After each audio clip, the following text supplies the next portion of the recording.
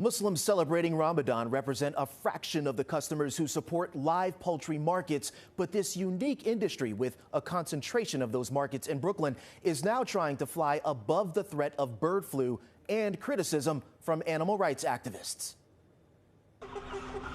If you grew up on a farm, there's likely nothing unusual about seeing this. Chickens and other live birds and animals which you know and accept will, in short order, end up here in the kitchen and then on the dinner table. But in the New York metro region, in the place of farms, more than 80 markets sell a variety of live animals to a loyal customer base.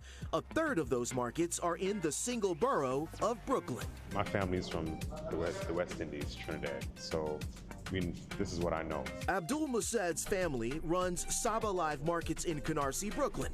That's in addition to 8 other live markets across New York City. These are the red chickens. That's the red chickens. What's the difference between the red chicken and the white chickens? The taste.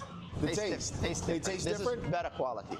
It's estimated there are tens of thousands of New Yorkers who rely on these live poultry markets for a variety of reasons: daily eating, religious practices. Abdul tells us he sells about 200 lambs and goats and 21,000 chickens per week at this location alone.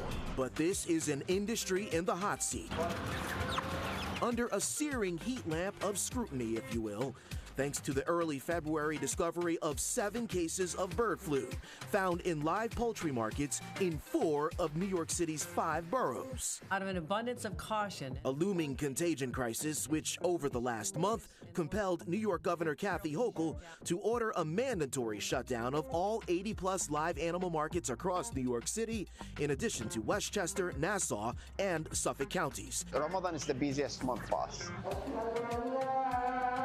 Abdul says this crisis could not have come at a worse time for the million-plus Muslims across the New York metro region who just days ago began celebrating their holy month of Ramadan and who typically rely daily on fresh meat from these live markets. How often during Ramadan do you come to the market?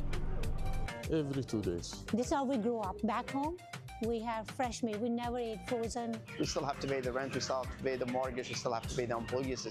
It's very hard. But critics of the live market say the shutdown could not have come at a better time. Each transmission of this virus is like a pull of the lever. Ali Molinaro, the public policy manager for the nonprofit advocacy group Compassion in World Farming, is part of an animal rights coalition pushing for an extension of the live market shutdown in the spirit of safety.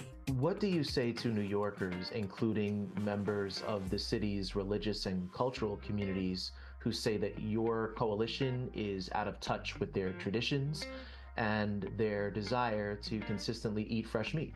What we're trying to say here is that we just need common sense safety measures in place. To be clear, the coalition, citing unsanitary conditions in some locations, took issue with live animal markets long before this most recent batch of bird flu cases. Would you be okay with the continued existence of these live markets in the city if, as you say, quote unquote, common sense safety measures were put into place? You know, I think that is really just going to be up to the science. I think we really need to learn more about what the inherent risks are of live markets. We are monitored with USDA, Agriculture Department, Health Department. We get inspected every month here. I respect them, but they cannot force people to believe what they believe in. They should let everybody conduct their business. As long as we are in compliance with the rules and regulations, we're good to go. Well, we certainly try to be sensitive to all, potential holidays and potential very busy times for the live bird markets. But frankly, doing the right thing is something we're trying to do here. Richard Ball is commissioner of the New York State Department of Agriculture and Markets, which oversees the live animal markets.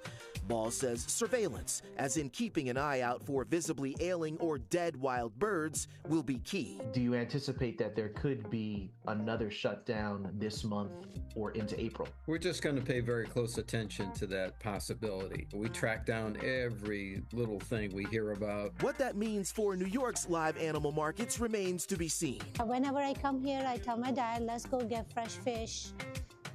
fresh chicken. Customers like Mariam Hussein say the survival of live animal markets and their preservation for the sake of the region's various cultural and religious traditions I order 1 rooster and 1 hen. are like birds of the same feather that belong together.